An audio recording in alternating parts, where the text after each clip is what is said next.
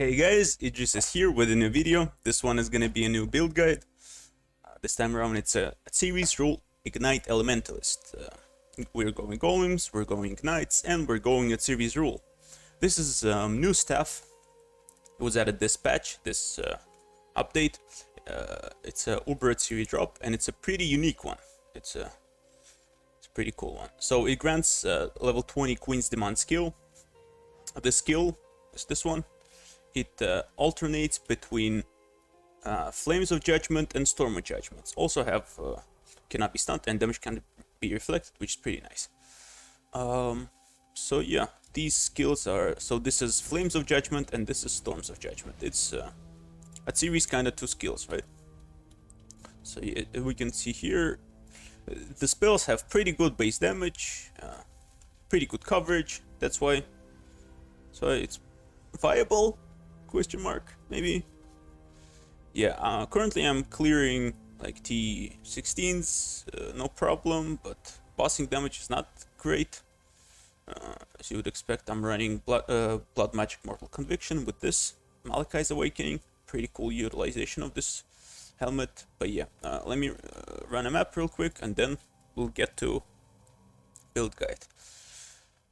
Yeah, it's a pretty unique playstyle. It's a pretty unique, you know, a very cool staff. Like, can actually kind of become Atziri. So yeah, when I got this staff, when I was able to wield this staff at level 68, I killed Atziri right away. Do you know? Prove who the real queen is. I am the queen. Yes, queen. So yeah, Valdo's, whatever.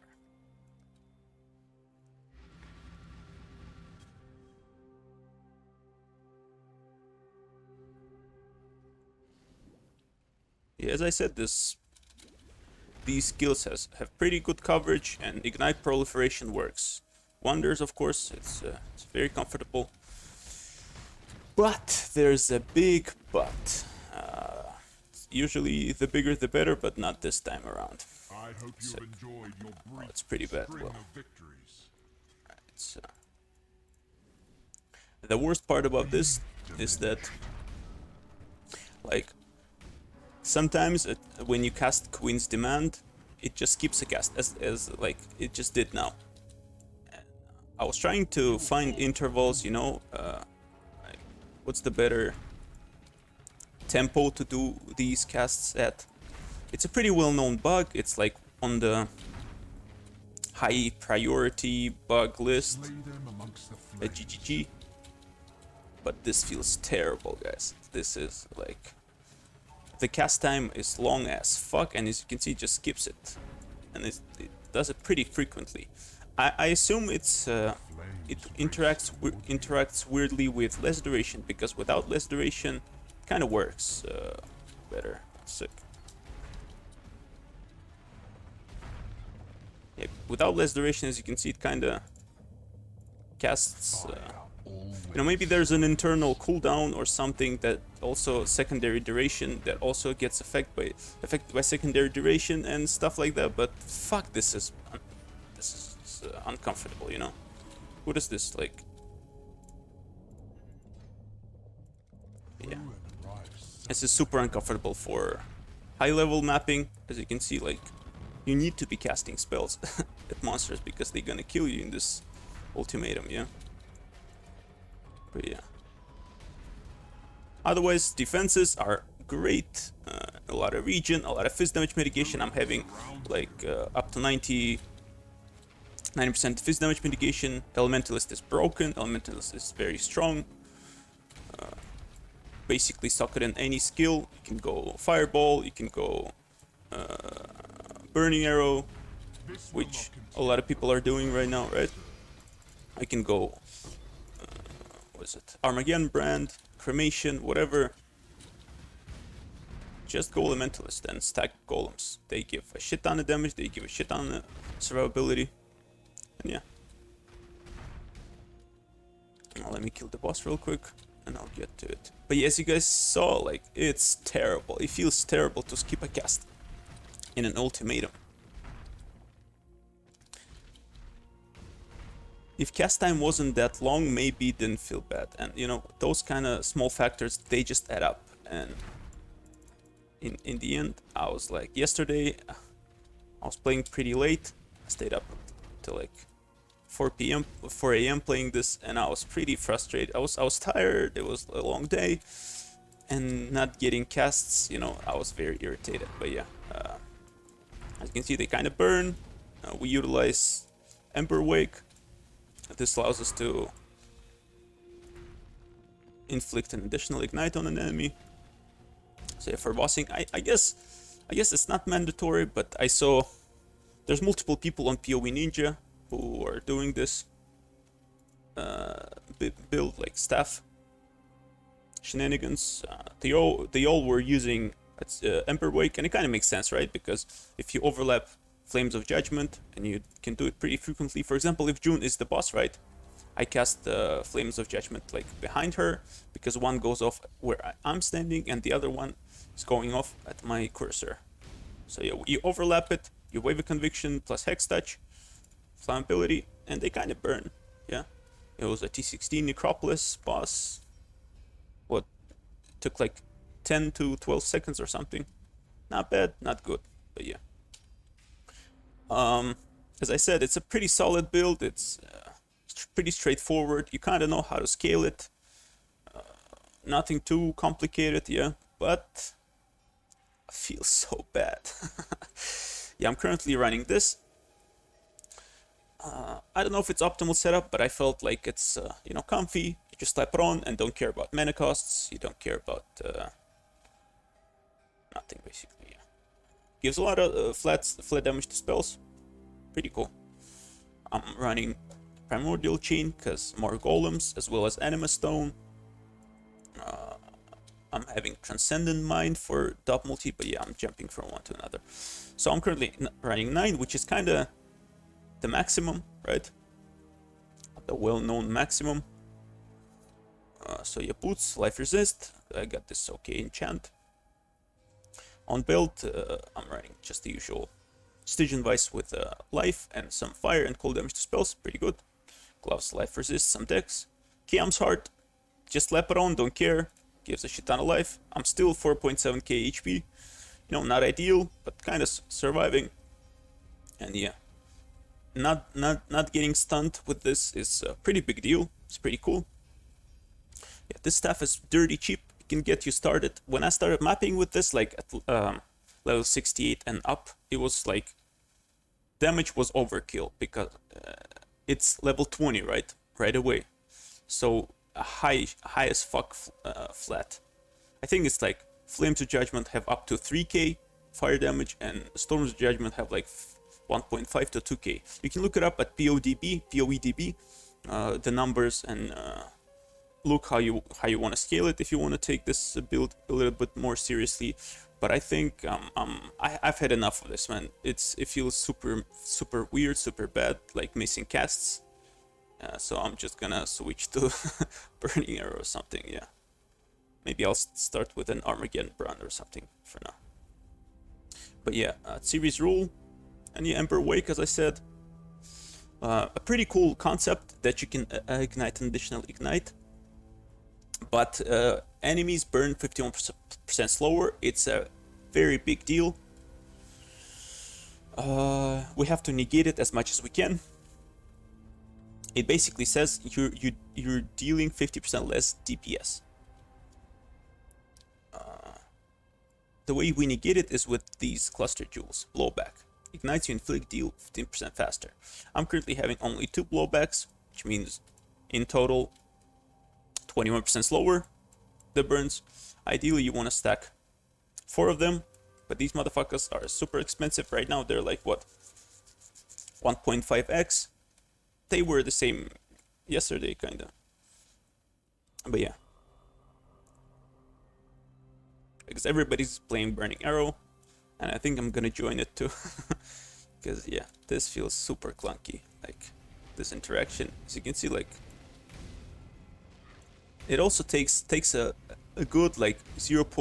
Maybe I don't know, 0.115, you know, 0.15 or something to cast it. Like during mapping, it's unforgivable. Like monsters are unforgivable. They want you dead pretty badly. And yeah, that's for the gear. My current setup is Wave Conviction, Hex Touch, Flammability, and Combustion. Pretty cool, you know. Minus 15 from Wave Conviction, plus additional minus 19 from Combustion, and minus 43. So in total, it's what? 78 minus 78% fire damage reduction.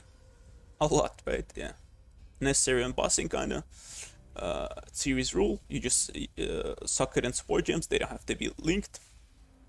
I'm running Unbound Ailments by burning damage, Ignite Prolif, Swift Affliction, less duration, mandatory. Less duration and Swift Affliction, without them, it would be like this. Yes. Yes, so, yeah, kind of mandatory. And deadly ailments, because we apply elements. I went for Awaken and Bound ailments and Awaken burning damage. They were like an X each. 1.2 I think, and 1 exalt flat. So yeah, that's because they have fire damage over time multiplier as quality and damage over time multiplier. They're the biggest awakened upgrades. Otherwise, I bought this one, 2023 less duration. It was like 30 chaos or something. Overall, I invested in this character, I would say around 8 exalted orbs. The biggest purchases were maybe even up to 9 at this point. The biggest purchases were Anima Stone, Awakened Gems, these jewels 1.5x each, and I crafted them on top, so they kind of were 2x per, so it's 4x, 5.5. This one I bought Transcended Mind by itself for 2x, so it's 7.5. And I had the upgrade Sacrificial Chamber myself, so yeah, around 10 Exalted Orbs, huh? With this kind of investment, you can do way better with Burning Arrow or anything, you know. But yeah, Ignite is super comfortable as always. If you decide to go Ignite Elementalist and go Burning Arrow, it's a well-known, you know, it's a well-known favorite. My Cluster Jewel is kind of scuffed. Having this one, pretty good, 8-1 but 2 passives. And 9-1 but 3 passives. I think I bought 2, like a magic one with 2 and just lucky regaled it, but you know, can reforge. Yeah, one of the biggest things that I discovered recently is this one, Enduring Composure. So nice, permanent endurance charge, sustain, and yeah, pretty straightforward Ignite build. We go Golem stuff, plus 2 Golems, a lot of percent damage, elemental immune, excellent, exquisite. Bastion of Elements, super strong defensive layer. I'm like running this for the first time and it's so good. And of course, Shaper of Flames. I think I'm still gonna be playing Elementalist, but I'm gonna switch to Burning Arrow probably, or something. Yeah, probably Burning Arrow, not the spell. Or maybe a spell. I haven't yet decided. Yeah. I think my next upgrades are gonna be Timeless Jewel, of course, like all the necessary, like the bow and all necessary gems. But yeah, otherwise it's gonna be Divine, not Divine Flesh. Yeah, Divine Flesh, the one that makes your elemental, makes you take elemental damage as chaos and higher chaos res, which will help me with survivability even more. I got 90% fizz damage mitigation. It says 45 now. But yeah, with like with endurance charges and Vow Molten Shell, I'm having like 90 with just endurance charges like 75 up probably. And with flasks up, as you can see, it's 71. I'm also having Soul of Lunaris as my Pantheon, which is, you know, very good for ultimatums. And yeah, not much else to say, but try this, try Elementalist. It's pretty pricey. You kind of need at least 6 Exalted Orbs to get started. Maybe without Transcendent Mind and with mediocre Cluster Jewels, this can get you started. We need Primordial Chain, which is cheap now. It's 30C only because it's a Coral Amulet. Yeah. You need this flask.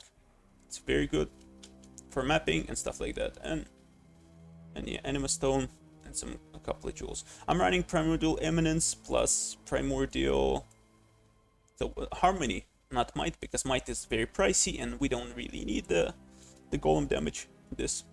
That's what I think, at least. Alright guys, thank you so much for watching. If you want to roleplay as Atziri, go ahead, but do it at your own risk, because I'm not over exaggerating. This feels very bad. Hopefully they will fix it. If not, oh well.